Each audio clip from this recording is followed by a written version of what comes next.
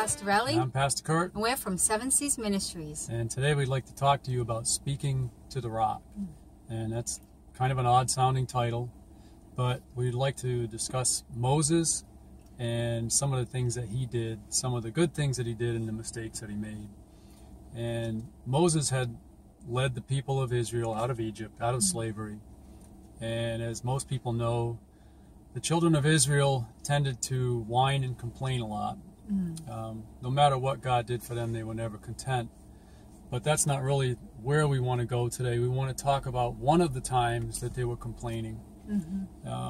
They were in the desert for quite a while, and they had become thirsty. And Moses went and talked to God about it and said, paraphrasing, God, my people are thirsty. They need water. Their animals need water. And in the first time this happened in the book of Exodus, he was afraid for his life. They were about ready to drag Moses out and stone him because they were so dissatisfied with their situation. So Moses approached God and asked God what to do, and God told Moses, well, go to such and such a place. There's a rock there. Take your staff and strike the rock. And when you do, water will flow out and everybody will be satisfied. So Moses went, he struck the rock, water came out, everybody was happy, things were good again. Fast forward to another period of time where they had still been in the desert. They had not reached their destination. People were thirsty again. Their animals were thirsty, and as the Israelites did, they complained, and they complained to Moses and to Aaron, and to the point they didn't threaten to stone him this time, but they were pretty upset. So Moses and Aaron went to the tabernacle, and they fell on their faces and basically cried out to God and said, we're here again, there's something that needs to be done. Everybody's thirsty, their animals are thirsty, we're afraid, their animals are going to die, and people may die. Help us. So God heard their cry. He spoke to them both, and he said, we want you to take the people to a place where there's a rock. And when you get to that rock, gather the people and speak to the rock. And when you speak to the rock, water will flow out, and I'll be glorified. So Moses and Aaron got up off the ground, went to the people, gathered them at whatever rock this was that they were supposed to gather them at. And Moses raised his staff. And instead of speaking to the rock as God had instructed him to do, he struck the rock. But he didn't just strike the rock once, he struck it twice. And I don't know what the significance is, if there is any significance in the fact that he struck it twice, but the whole problem with what Moses did was that he didn't obey God. Instead of speaking to the rock, he chose to do what he had done the first time that this had happened. And he struck the rock. He hit the rock twice with his staff, and God still chose to cause water to flow out. He wanted his people to have water. He didn't want them to die. But because Moses had disobeyed, and he struck the rock instead of speaking to it, a couple of things happened. God was frustrated with Moses because by speaking to the rock, God would have gotten glory and honor from the water flowing out of the rock. By Moses disobeying, he showed God that he didn't completely trust him. And he didn't care, for whatever reason, to obey him. So he did it the way he was comfortable doing it. And a lot of times, I look at that and I say, and this is just me saying this, but basically he did what he knew worked the first time.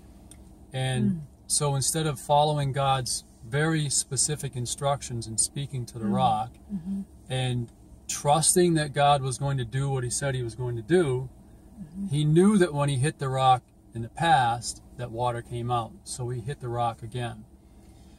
So because Moses disobeyed, God spoke to him. He spoke to him pretty quickly. And it sum it up really quickly, paraphrasing. He basically said, because you and Aaron disobeyed, neither one of you will see the promised land. You won't enter in, and they never did.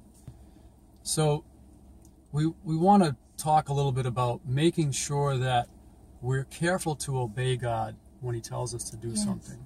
You know, it's easy to fall back to things that we are familiar with and comfortable with, and that we saw work in the past. And it's that way even with God. You know, we'll see God do something, and we'll hold on to that, and we'll kind of store it away in here, and we wait. And when we see a need or a situation where there's some kind of a need, we tend to reach back into our heads and say, oh yeah, I remember when this happened before. Or I remember when somebody else had this happen. This is what they did to fix it. And if we're following God's leading and following his instructions, we'll almost never see something the same way twice.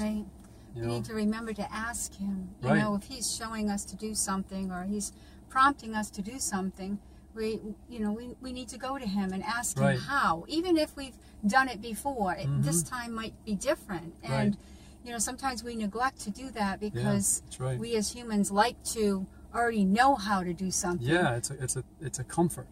So we have to push that down.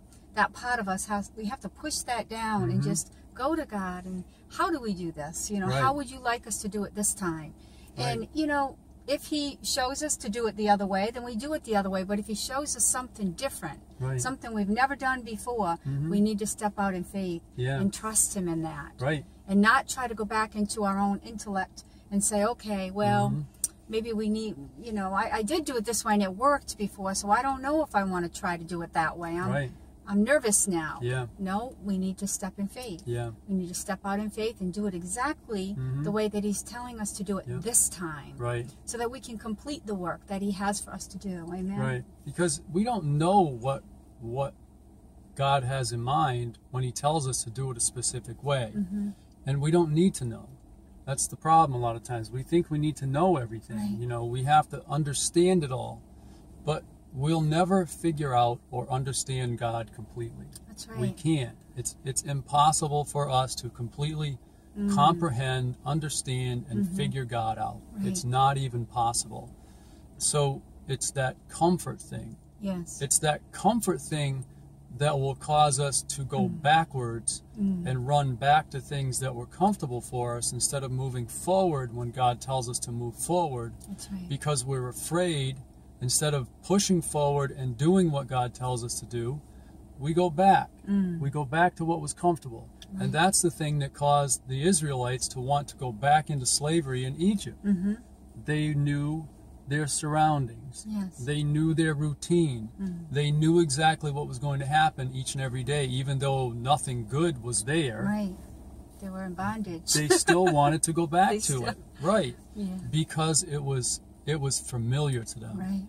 So we need to make sure that we're not letting our love of things that are comfortable and familiar keep us from obeying God and keep us from doing what he tells us to do. Because if we disobey, there's almost always some kind of a price to pay. When we obey, we not only get what God has promised us, but we also get the satisfaction of knowing that we did it God's way. And his way is always the best way. Amen. You know, and the Bible says that obedience is better than sacrifice. It's better to just simply obey what God says than to try to figure something out on our own because we think it's, you know, oh, I'm going to make a big sacrifice and do this and do this and do this. But so let's make sure that if God says to speak to the rock, that we speak to it. Let's make sure that if he tells us to do something a specific way, that we follow his instructions and we do it his way. It may not always make sense to our heads, but that's okay because God is above our thinking. And we'll never fully understand why he says to do what he says. So it's important that we trust him, we do what he tells us, how he tells us to do it, and when he tells us to do it. And when we do that, there's no way that we're going to be disappointed. That's right. Because God he'll fulfill His promises, and He always comes through. Yes, amen. Amen. So hopefully this will open some eyes, yes, help you to see some things. You know, these are things that God has shown us, so we're passing them along because we've seen it in our own lives. We've seen the fruit of these things. So it's, you know, nothing complicated. Just obey God when He tells us to do something. We love you guys. We're praying for you, and we hope you'll share the video with others. If you do that, we'd appreciate it. And until the next video, you take care, and we'll see you soon. Bye-bye. Bye-bye.